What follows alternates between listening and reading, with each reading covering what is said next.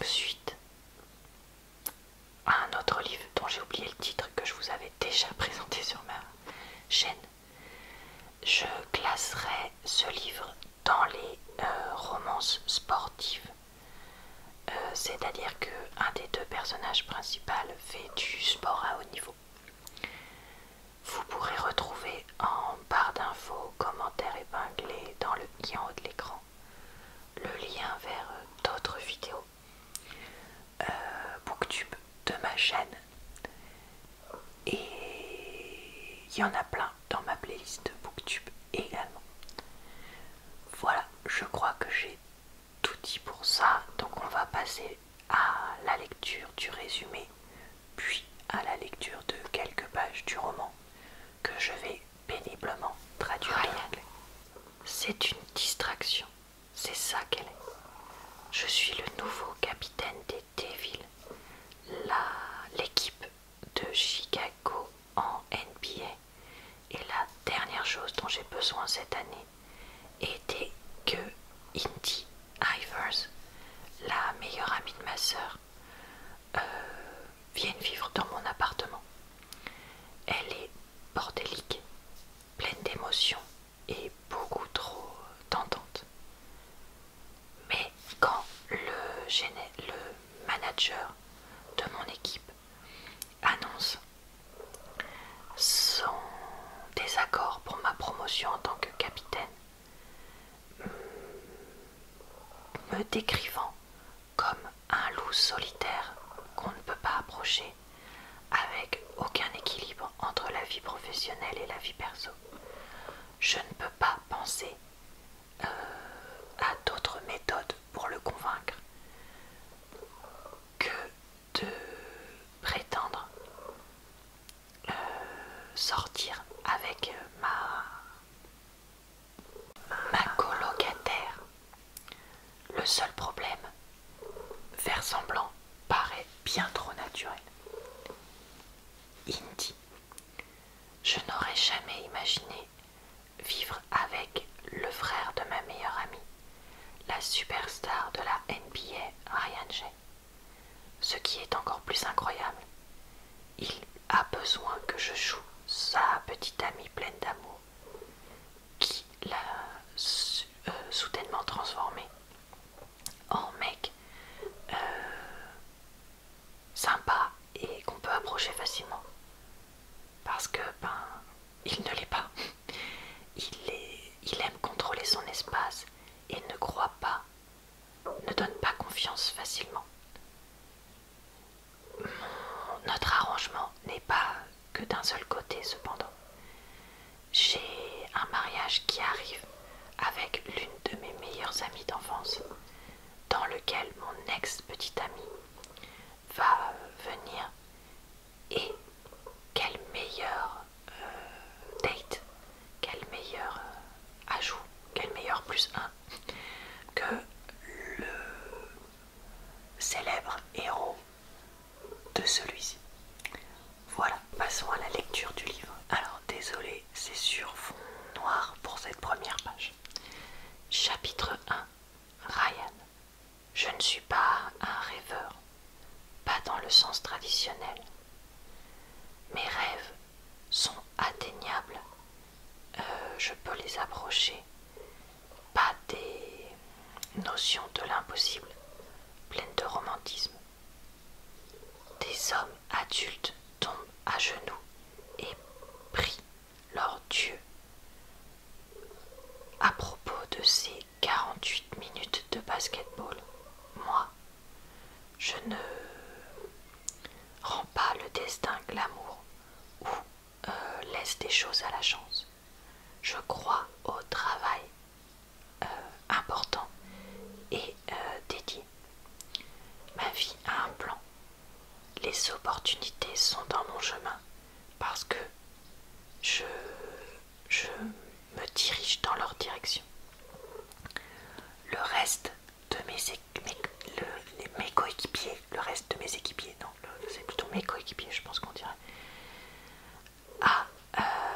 ont certainement rêvé l'idée d'un championnat s'ils pensent qu'ils peuvent arriver à la première semaine d'entraînement aussi mous qu'ils le sont. Tu as besoin d'aller 2 fois plus vite. Tu es super lent actuellement. Qu'est-ce que tu as fait tout l'été? Vivre ma vie, tu devrais essayer de temps en temps. Tom Jackson, notre mec super grand et costaud,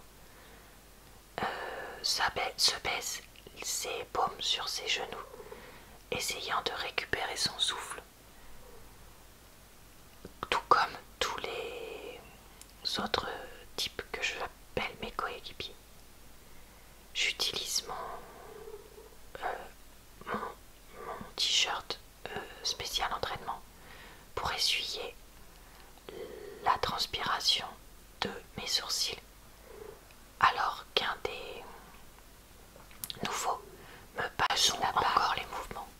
Ryan, l'entraînement s'est terminé il y a 1 heure. Certains d'entre nous ont des femmes et des enfants qu'ils doivent aller voir. Ethan Jeong, le vétéran, c'est-à-dire dans le sens le gars qui est là depuis longtemps, shooting guard, je sais pas ce que c'est comme position basket, mais en gros c'est un tireur, quelque chose comme ça, se dresse les mains sur ses hanches depuis le coin du terrain. Ouais, et quelques-uns d'entre nous ont des rendez-vous avec. Tom regarde vers l'un des jeunes gars au bord du terrain. Quel est son nom? Il demande silencieusement. Raquel. Quelques-uns d'entre nous ont des rendez-vous avec des femmes magnifiques appelées Raquel. Mes yeux passent sur mes coéquipiers, tous épuisés sauf moi. Ok, je dis, je cède. On dira que c'est fini. Dieu merci. Tom se retourne, jetant ses mains en l'air et glissant son t-shirt plein de transpiration. En fait, jersey, on dirait pas son maillot plein de transpiration par-dessus sa tête. Le reste de l'équipe suit rapidement vers les vestiaires. On est toujours dans l'avant-saison, Ryan. Ethan place une main réconfortante sur mon épaule. Ça ira mieux après. J'en ai marre de perdre. On peut... Alors là, c'est du vocabulaire de basket que je connais pas, mais en gros, ils peuvent pas gagner certains types de jeux pour les playoffs. J'ai passé mon été entier à courir 2 fois par jour pour être en forme cette saison. Tout le monde doit monter son niveau. Ils ne seront jamais à ton niveau. C'est pour ça que tu seras un des meilleurs. Mais en tant que nouveau capitaine, tu as besoin de gagner leur respect. Je ne parle pas de la façon dont tu joues. Il recule suivant le reste de l'équipe. D'ailleurs, je ne veux pas que tu t'épuises trop. J'ai besoin que tu me portes sur ton dos et aide à gagner les bagues qui montrent qu'ils ont gagné un championnat pour que je puisse prendre ma retraite.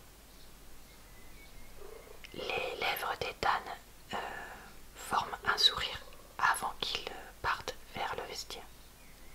C'est un type bien, un homme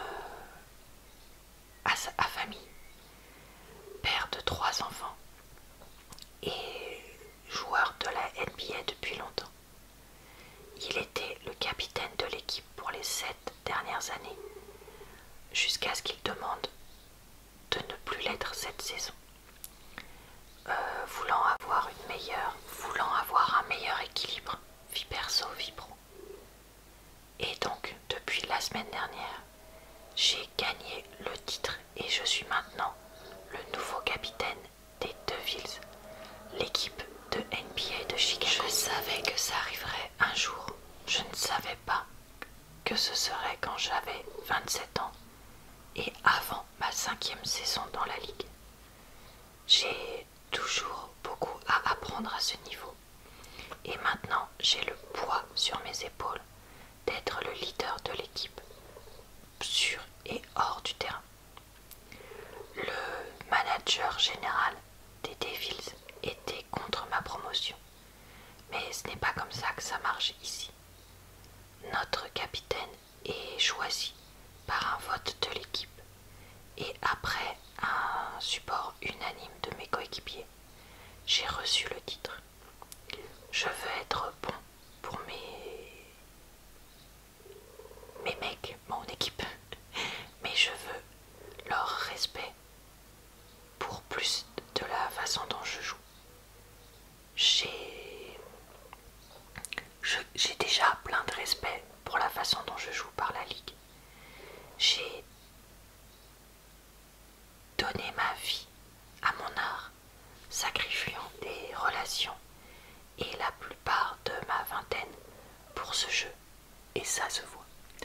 Voilà, on va arrêter ici cette catastrophe de traduction et passer à... Alors, qu'ai-je donc pensé de ce roman? Eh bien, je l'ai trouvé pas mal, mais j'ai quand même été un peu déçue. Pourquoi est-ce que j'ai été déçue?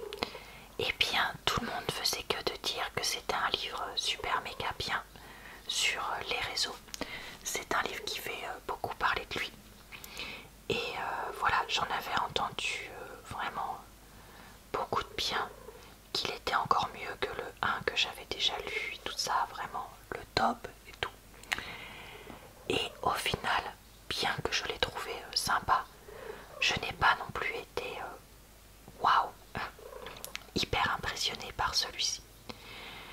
J'ai bien aimé que pour une fois, le personnage de Ryan était un sportif, certes complètement focus sur son sport, mais au point de n'avoir eu que très peu de relations intimes. Ça nous change des types qui collectionnent les nanas dans un certain nombre de livres comme ça et qui se rangent que pour l'héroïne parce qu'elle est exceptionnelle. Non, là, voilà, c'est un gars qui a très peu de relations et qui a même fait vœu de célibat. Et donc ça, c'est quelque chose qui appréciable. J'ai bien aimé son côté rigide, voire à l'extrême, qui ne supporte rien chez lui, qui veut voir un peu personne parce qu'il est tellement célèbre que c'est pénible pour lui de sortir. Et son côté un peu grognon, parce que j'ai trouvé que c'était fait de façon mignonne, certes un peu caricaturale, mais voilà, ça restait mignon. Ce que j'ai apprécié aussi, c'est le personnage d'Indy, donc Indigo de son prénom, hôtesse de l'air qui a l'habitude des sportifs de haut niveau. On apprend pourquoi dans le tome 1. Et qui, voilà, suite à une énorme déception amoureuse, se retrouve sans logement. Et comme elle a besoin d'économiser pour un projet perso, elle va demander de l'aide à sa meilleure amie qui va lui proposer donc de vivre avec son frère en attendant de trouver mieux. Et donc les voilà colocataires malgré eux, puis plus, puisque comme on a vu dans le résumé, ils font semblant d'avoir une relation amoureuse. Et je trouve que le livre prend quand même son temps pour instaurer une relation amicale puis amoureuse. Et que ça c'est vraiment intéressant. Mais il y a pour moi deux gros points négatifs. Et ces deux gros points négatifs, c'est ce qui fait que je n'ai pas pu l'adorer. Déjà, à partir du moment où il va y avoir des scènes intimes, elles vont être nombreuses et très descriptives. Et vraiment, je les ai trouvées sans grand intérêt. On nous décrit Ryan comme un mec vraiment mais hyper méga super doué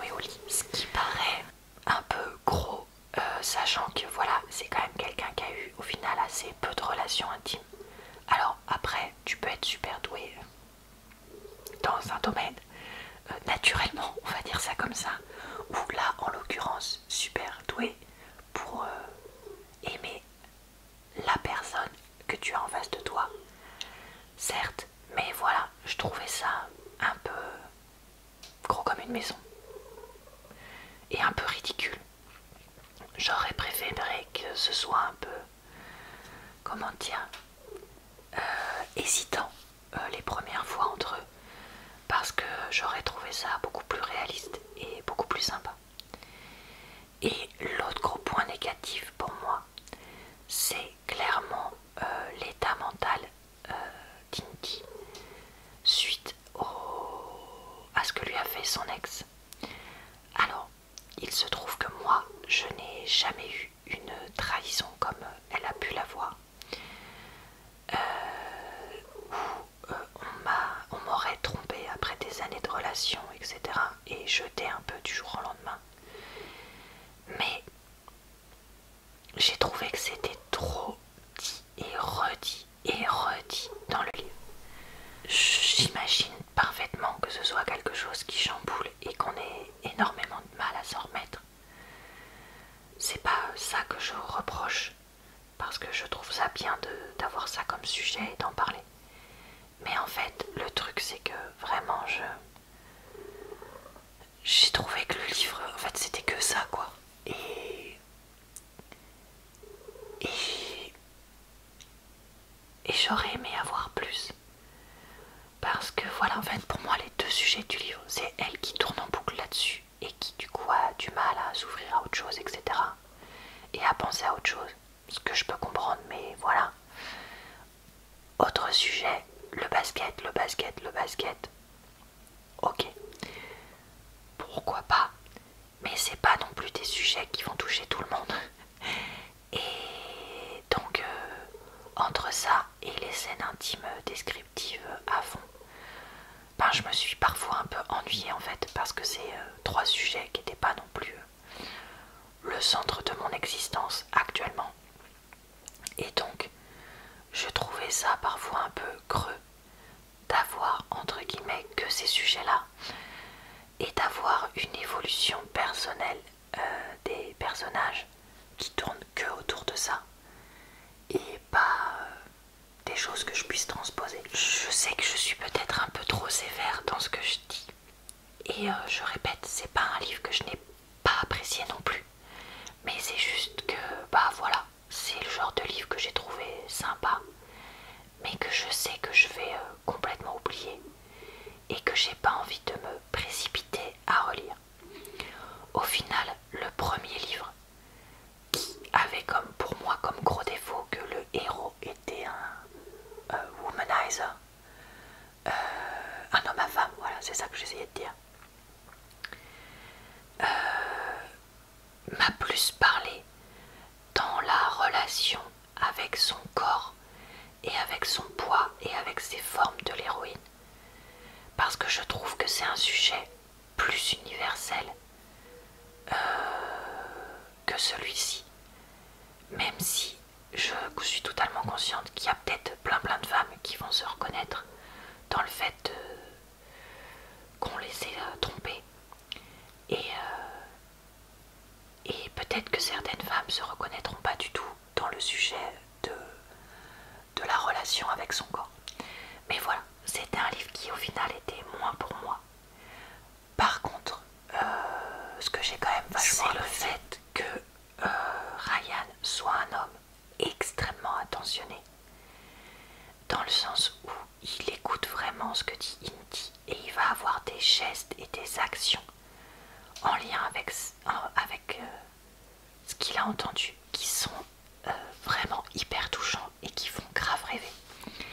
Et c'est ça aussi pour moi qui a vraiment sauvé ce livre, parce que je me suis attachée à lui quand même grâce à ça, et son côté un peu grognon psychorigide était quand même mignon. Et donc voilà, c'est vraiment ça qui fait que j'ai apprécié le roman, mais que ça n'a pas été un roman qui a transformé ma vie. Vous voyez, c'est le genre de roman, voilà, moyen plus que j'aurais lu cette année. Voilà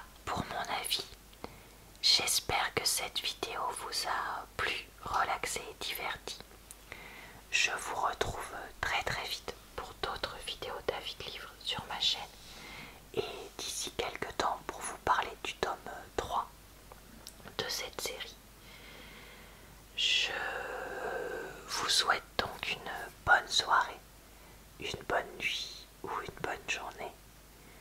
Comme je fais plein d'autres types de vidéos sur ma chaîne, vous pouvez me retrouver quasiment tous les jours dessus.